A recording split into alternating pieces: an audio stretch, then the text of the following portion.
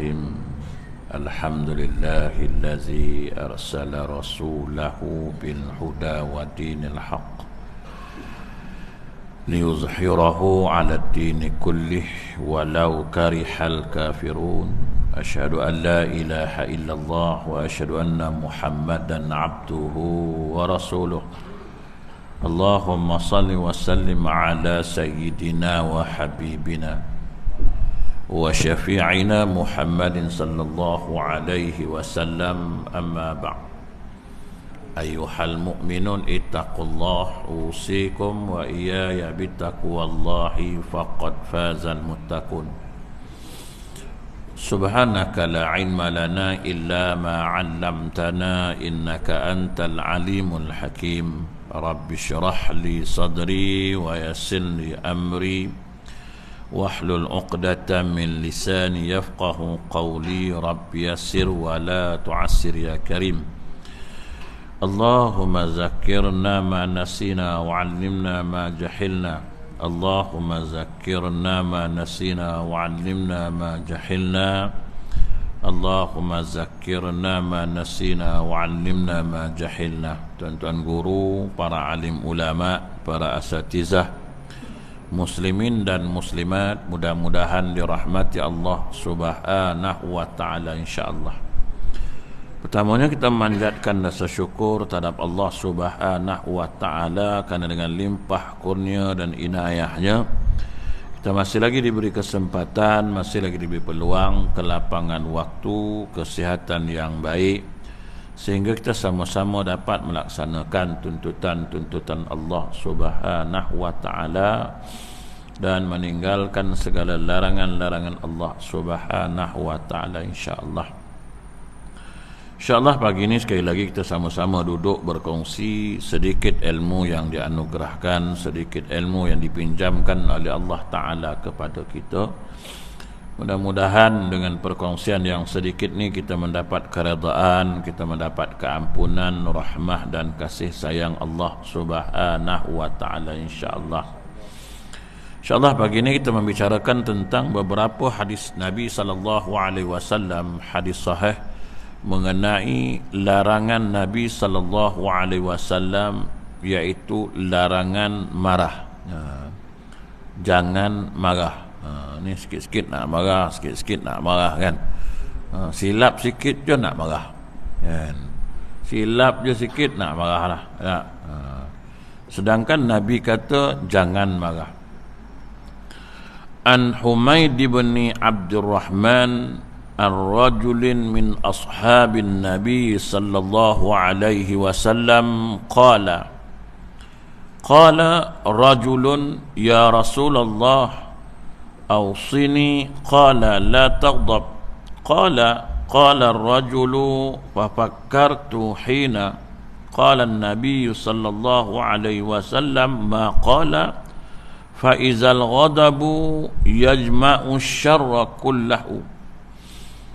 Dari Humaid bin Abdurrahman, dari seorang sahabat Nabi sallallahu alaihi wasallam, ia berkata, ada seorang laki-laki berkata, ya Rasulullah, nasihatilah aku. Kata Humaid, satu hari ada seorang laki-laki daripada sahabat Nabi sallallahu alaihi wasallam. Abdurrahman ni dari seorang sahabat Nabi sallallahu alaihi wasallam, dia kata apa? Ada seorang laki-laki ni dia datang jumpa Nabi, ya Rasulullah, dia kata, nasihatilah aku ni, bagilah nasihat dekat aku, wasiatlah kat aku. Kemudian Rasulullah SAW jawab, Rasulullah SAW bersabda, la taghdab, jangan marah. Datang-datang minta nasihat, itu je Nabi bagi tahu, jangan marah. Tu kalau kita kan cakap lagu tu, itu aku pun tahu kan. Kita apa pun nasihat semua tahu kan. Kalau takat itu je jangan marah, aku pun tahu kan. Tak, ini suruh bagilah nasihat, jangan buat macam ni, ini banyaklah nasihat tu.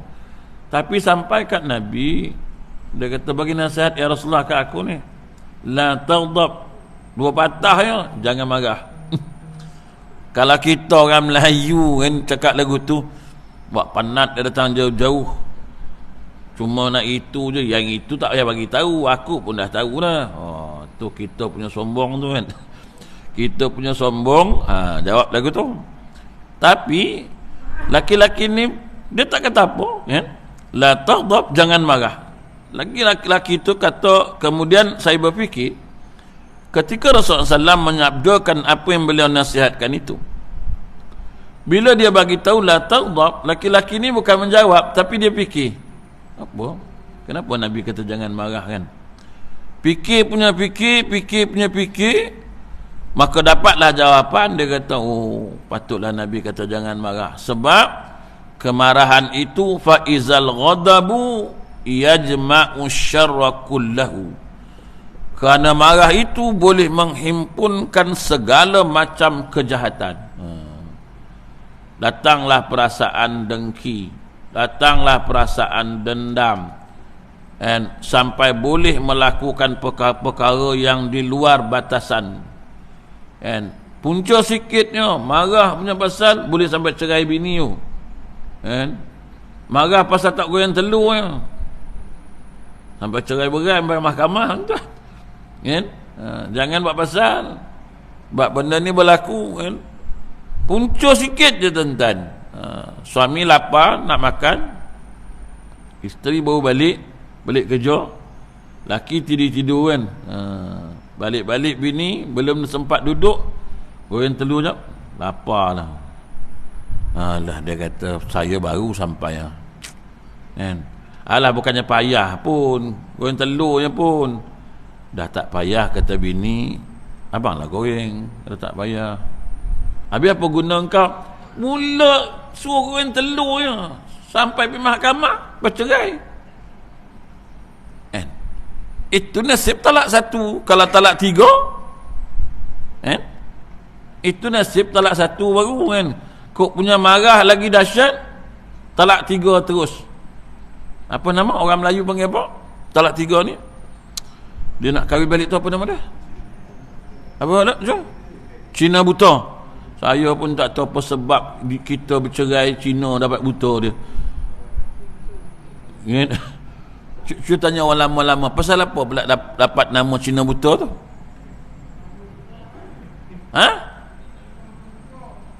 Apa pula kita bercerai, dia pula yang buta?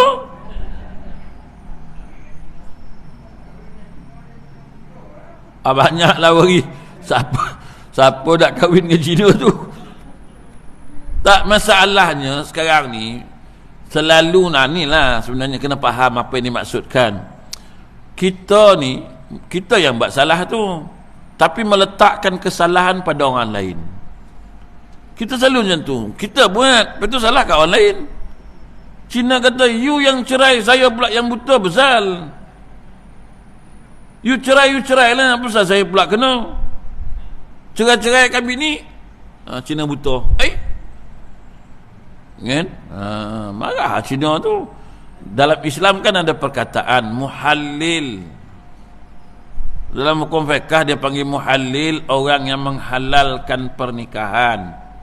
Itu pun bukan boleh bincang-bincang, itu bukan boleh ni pakat-pakat, tak boleh.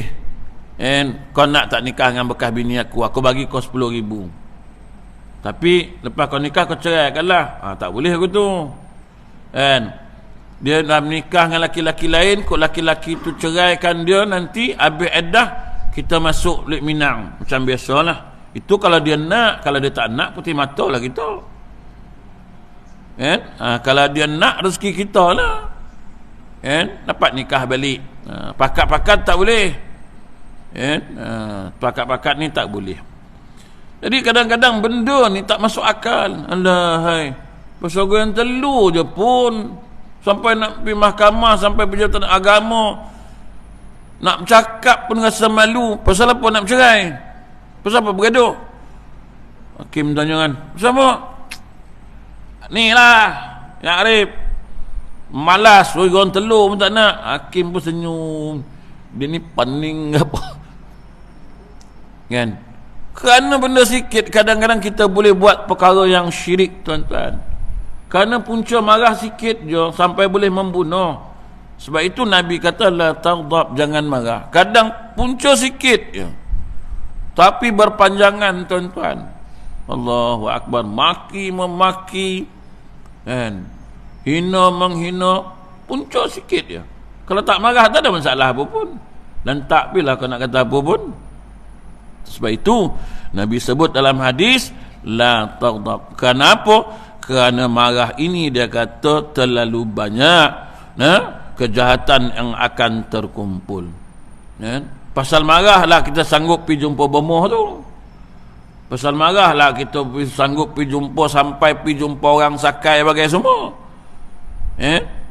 Pasal marahlah tuan-tuan. Kau tak marah tak ada masalah. Marah punya pasal sanggup buat perkara syirik. Lupa hukum segala-galanya. Saya itu tengah marah, mana boleh keluarkan hukum. Tengah marah, mana boleh tuan-tuan nak fokus. Saya itu adanya istilah psycho, adanya istilah provokasi. Nak bagi orang marah. Bila marah kau tak boleh buat kerja, kau tak boleh konsentrate buat kerja.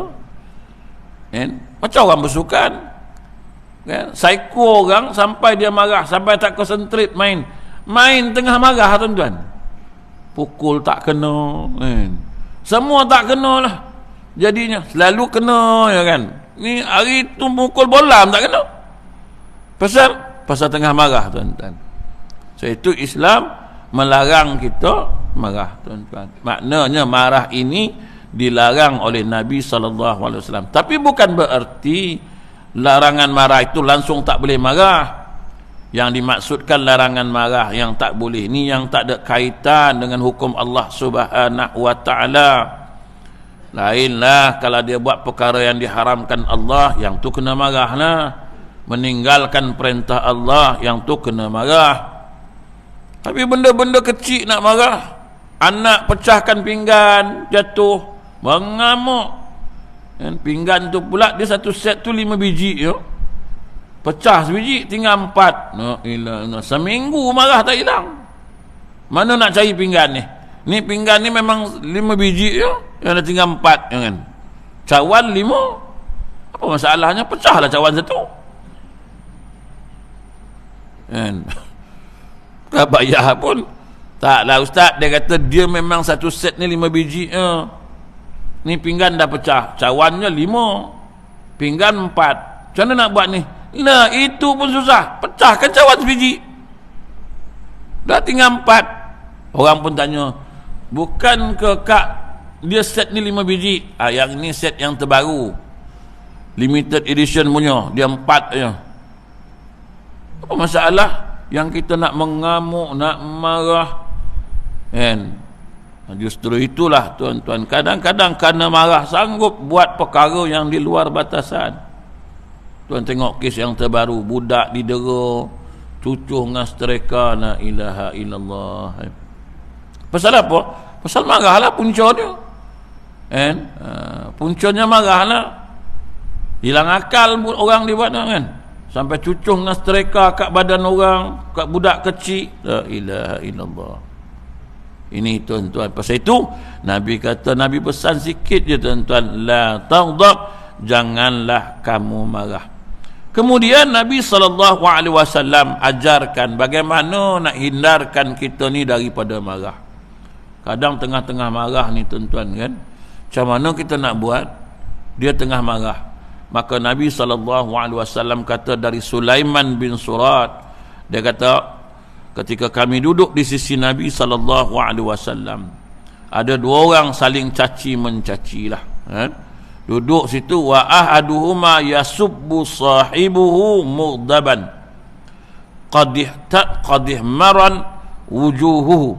Kata Nabi SAW lagi, dia kata lalu salah seorang di antara keduanya menjadi marah. Bila dah caci mencaci, caci maki, mestilah ada salah seorangnya akan rasa marah. Sampai merahlah muka dia ya. Merah muka pasal nak tunjukkan marah ni. Pasal kau caci aku, kau maki aku kan, aku pun caci lah balik kan. Tapi cacian dia tu tak menyebabkan seorang tu marah. Orang tu caci dia menyebabkan orang tu kena marah kan.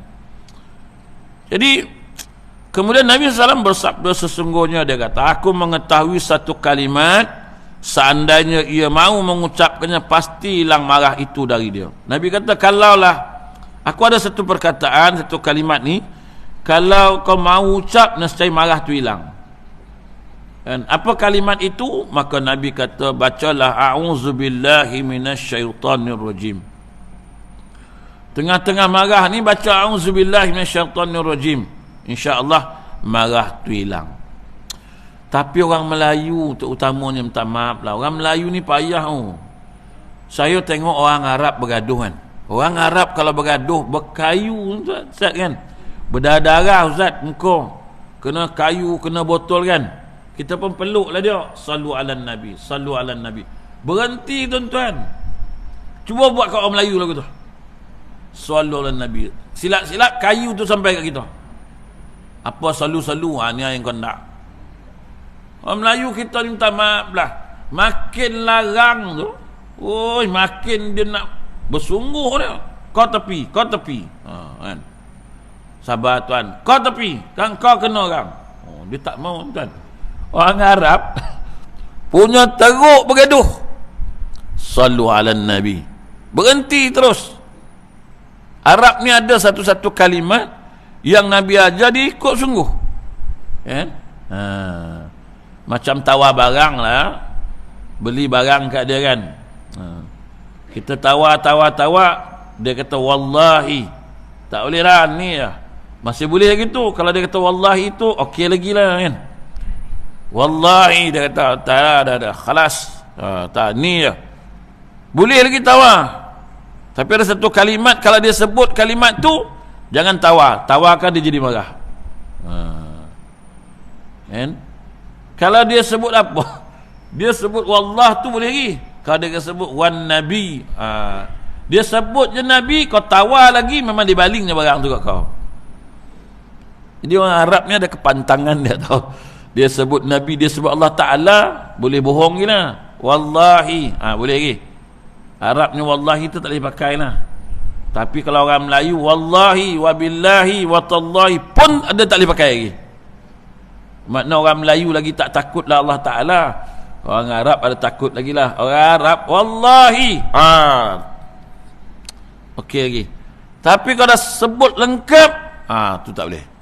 Orang Melayu, wallahi, kalau dulu-dulu kan, sumpah, dia berani kan. Sekarang lagi berani, sumpah, wallahi, wabillahi, watallahi, cukup huruf qasam 3 pun boleh relax lagi. Bodoh je. Kita kata dia ni masalah betul ni, sampaikan huruf sumpah pun dah tak risau, laknat Allah kan. Tapi lah, kadang-kadang ulama-ulama yang duduk sebelah kiri kanan ni pun tak menegur, tuan tak boleh cakap lagu tu, ni sumpah ni kalau langgar kena bayar kifarat sumpah kan. Tapi kadang-kadang nasihat juga kan, tak boleh ni, kena bayar kifarat sumpah kalau langgar. Apa kifarat dia?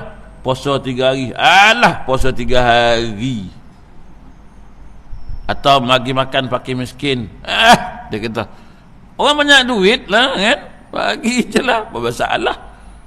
Hukum tak hukum. Sekarang orang macam tu tuan-tuan, sebab dia ingat hukum Tuhan ni boleh bayar dengan duit tau. Dia ingat hukum Tuhan ni boleh settle dengan duit kot. Tu saya teringat masa duduk pergi di Arafah kan, mabit di Mina tu wajib haji, dia bukan rukun haji kan, wajib haji ya.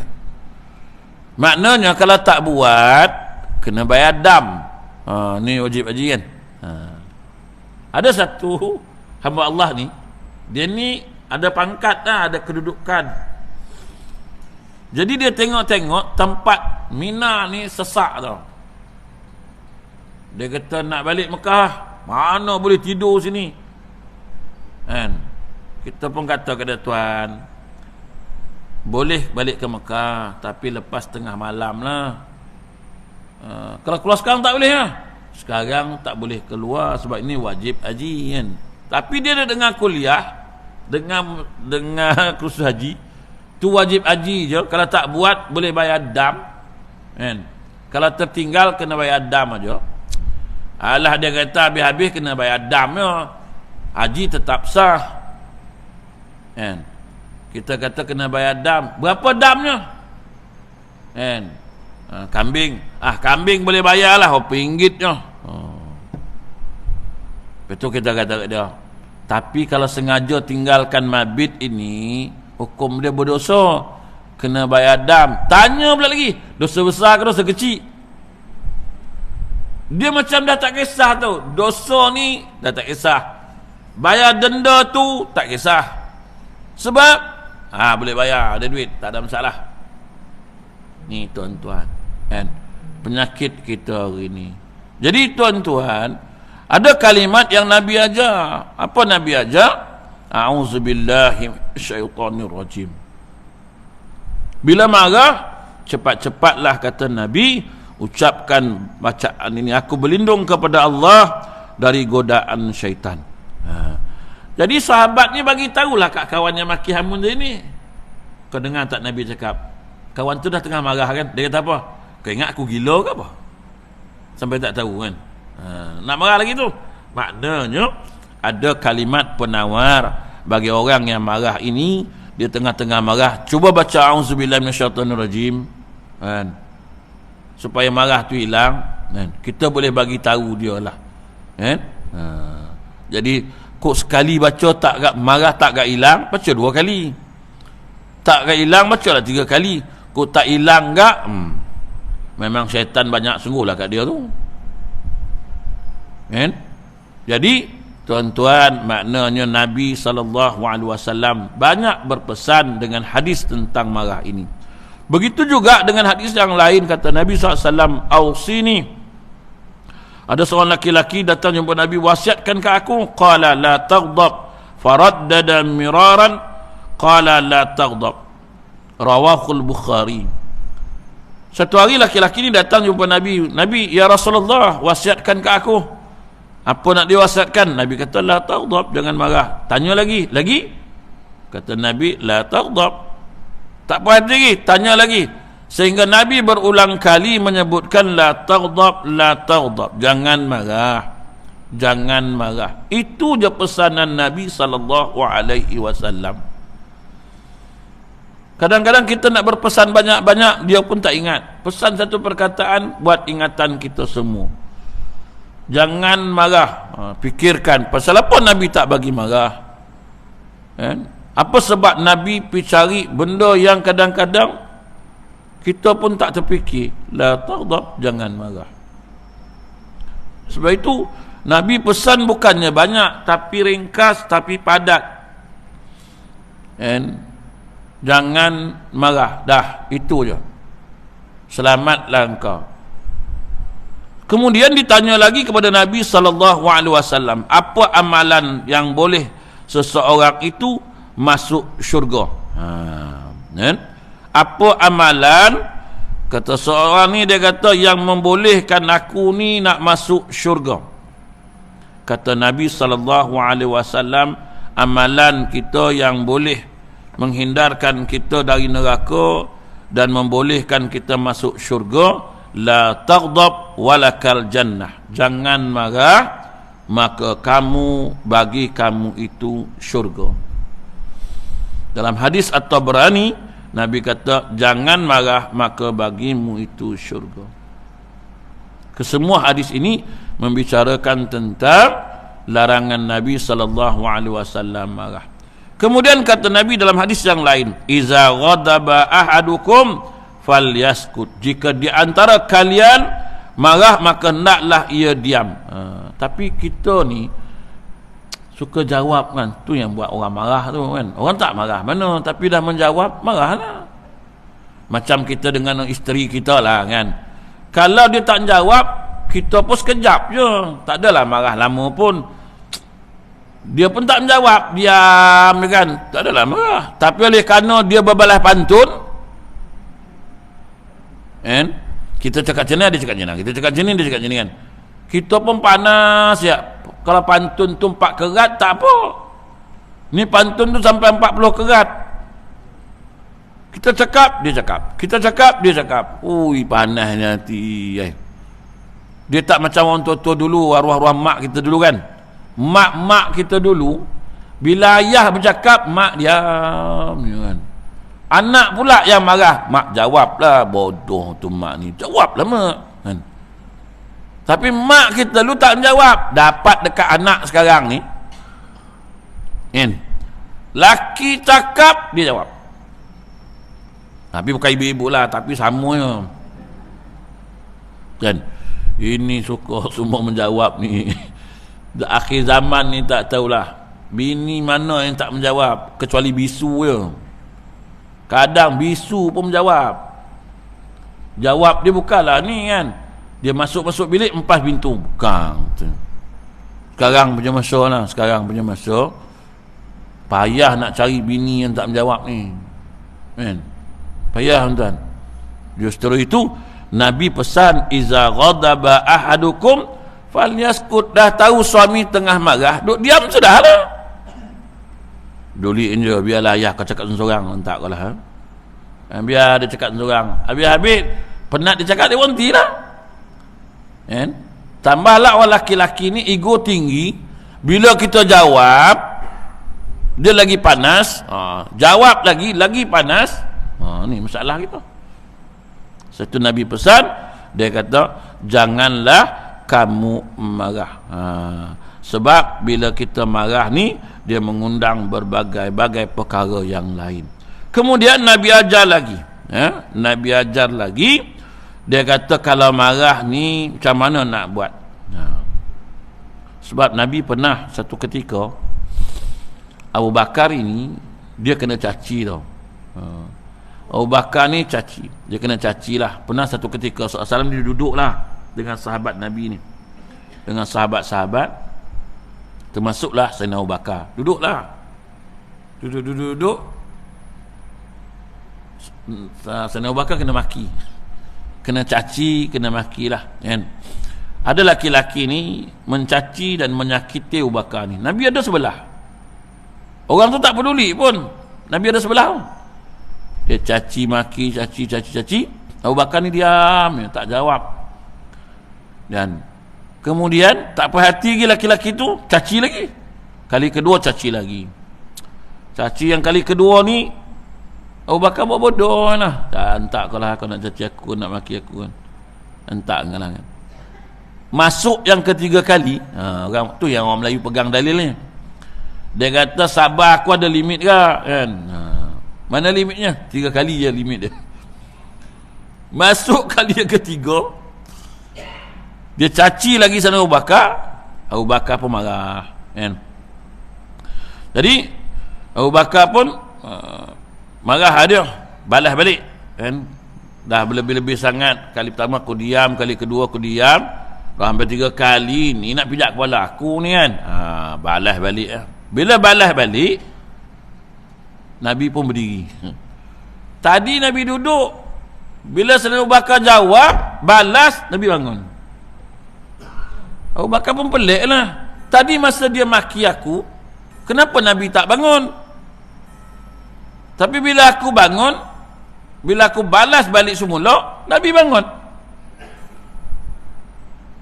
Kata Sayyidina Abu Bakar pada Rasulullah sallallahu alaihi wasallam, dia kata, ya Rasulullah, apakah engkau marah kat aku pasal aku balas balik tu kan? Sebab tadi tu masa aku diam, kau tak bangun.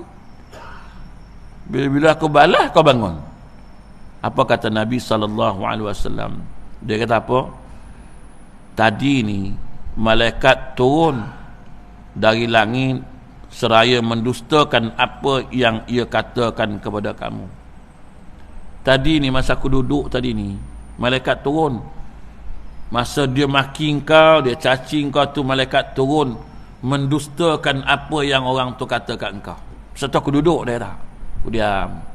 Tetapi dia kata setelah engkau membalasnya, syaitan lalu duduk di situ. Oleh kerana kau jawab je, kau balas, syaitan duduk kat situ. Jadi aku tak bolehlah duduk situ sebab syaitan di situ. Kata Nabi, syaitan lalu duduk di situ, maka tidaklah aku pantas duduk kerana ada syaitan di situ. Kata Nabi, aku tak boleh duduk lah.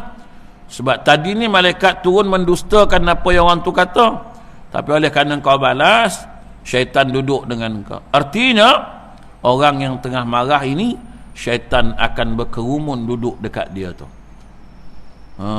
Dia asut, dia duduk lagi kat hati kita, dia duduk lagi kat telinga kita, kat mata kita, kat mulut kita. Waktu tu dialah main peranan, cucuk kita, pergi bakar kita lagi supaya kita marahlah kat dia. Ini yang Nabi SAW sebut, kita ni janganlah nak marah, cepat sangat nak marah. Benda yang tak perlu marah kita nak marah, kan? Tapi kadang-kadang inilah syaitan, dia tidak berdiam diri, dia seronok sangat kita marah. Sampai kan kemarahan itu boleh melakukan pembunuhan. Bila dah bunuh, baru nak nyesal, kan? Menyesal ni tuan-tuan tak pernah duduk di depan. Menyesal semua duduk di belakang. Mana ada orang menyesal duduk di depan? Belum pernah lagi menyesal duduk di depan. Menyesal semua duduk belakang semua. Sebab itu dia kata, kalau aku tahulah tadi, bila? Tadilah. Kenapa tak fikir mula-mula tu pasal nak buat tu? Itulah, kalau aku fikirlah tadi, kalau aku tahu ni, menyesal tak pernah duduk di depan. Kena ingat tuan-tuan, menyesal semuanya duduk di belakang. Belum pernah lagi menyesal duduk di depan. Kalau menyesal duduk depan tu orang tak buat, tuan-tuan, kan? Dah buat baru nyesal. Dah buat baru nyesal, kan? Asal kau tak fikir sebelum buat? Itulah dia, kalau aku tahulah tadi. Mana ada orang menyesal duduk depan?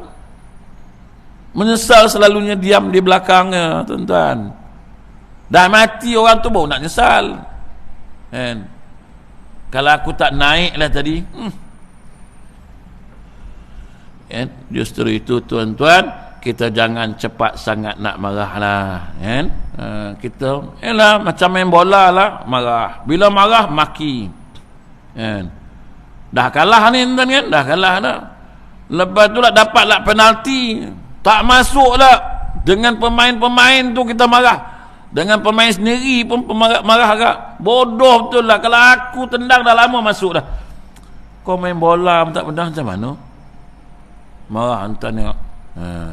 Semua nak marah lah. Kalah, mengundi kalah pun marah. Apa nak marah lah? Dah kalah, dah lah. Besok ada masuk lagi, lawan lagi, kan? Dah kalah macam-macam. Itulah, inilah, dia main tak betul lah, dia kira tak betul lah, dia ni. Tuan-tuan kita tengok, sampai kan dah kalah, dah terima je kekalahan tu. Ini katalah, ini pengundi bodoh lah. Yang mengundi lah dapat nama bodoh. Rakyat bodoh lah, tak nak maju lah. Kau ia pun nak marah, janganlah menghina sampai rakyat pun kau hina. Tuan-tuan tengok dah sekarang ni, kan? Marah. Marah kat orang Terengganu, marah kat orang Kelantan, marah kat orang Kedah, bodoh, nak kemunduran. Mana ada manusia yang ada akal nak kemunduran? Semua orang nak maju lah. Tapi kerana marah, kutuk kalah, kan? Bodoh pilih macam orang macam ni. La ilaha illallah. Dah kalah, terima akad kekalahan. Yang menang jalankan amanah, dah selesai masalah. Kau nak menang kan? Jalankan amanah. Yang kalah sabar. Ada lagi 5 tahun lagi, besok masuk lagi, lawan lagi, kan? Maki. Habis je maki, habis je hari ni pengundian, habis maki, tutup. Kan? 5 tahun sekali maki memaki. Makna tak lama esok kita letak hari maki memaki. 5 tahun sekali, kan? Marah, apa nak dimarahkan, kan? Baru ni dia jumpa saya. Ustaz tak marah ke Ustaz? Marah siapa? Tu dia orang ni. Nak marah apa? Saya kata ada. Yalah, mengundi orang yang bodoh-bodoh diundinya. Kau kata dia bodoh, orang tu kata dia pandai. Yalah, dia nak undi siapa pun. Lepas tu tanyalah aku, Ustaz undi siapa Ustaz? Aku tak undi, aku cakap. Ustaz parti apa Ustaz? Saya parti Gerakan. tak gerak, tak makan, kan? Tak ada parti, apa payah parti-parti. Suka hati saya lah nak undi siapa pun, hak saya, kan? Bukan kira parti mesti parti tu, tak, kan? Berapa ramai orang parti lain undi parti lain, adanya justru itu tak payah marah, pedulikanlah. Dia tanya saya, hari tu ustaz undi siapa itu? Dia tanya saya, bila hari tu, apa hal lah kau nak tanya aku undi siapa, kan? Sebab itu istikharah tak nampak dua-dua calon, tak nampak dua-dua, aku tak bangkah, tak nampak dua-dua, kan? Jadi tuan-tuan jangan marah, jangan marah. Hari pun dah pukul 7 lebih, cukuplah takat tu. Jadi tuan-tuan, mulai hari ni janganlah sikit-sikit nak marah, kan? Hidup ni kena sentiasa bersabar, tuan-tuan. Jadi cukup setakat itu. InsyaAllah kita jumpa lagi di lain waktu, mudah-mudahan. A'udzubillahi minasyaitonirrajim. Bismillahirrahmanirrahim. Wa akrim bi taqwa jamin bil afiyah. Rabbana sallallahu alaihi wasallam. Alhamdulillahirabbil alamin. Assalamualaikum warahmatullahi wabarakatuh.